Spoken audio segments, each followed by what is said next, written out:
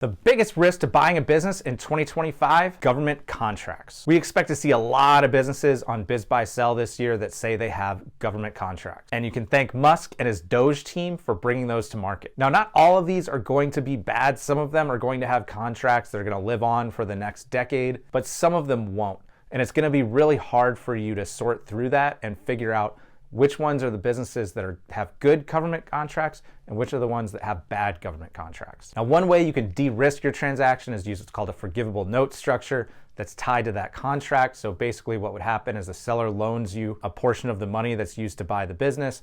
And if that contract goes away within, say, 3 years or 2 years, then that loan would automatically be forgiven. So the portion of the business sale that's attributable to that contract would essentially be wiped out. So the total price for the business would almost be like that business never had that contract. And of course, if they keep it and it's a good long-term contract, then everyone's happy because you're going to get the cash from the government and the seller is going to get their cash from the note. And for really, really high risk deals, I could see things having to be done in a mostly seller financed transaction. So typically it's probably not going to be 100%, but maybe it's 80 or 90% seller financed with that tied to a seller note.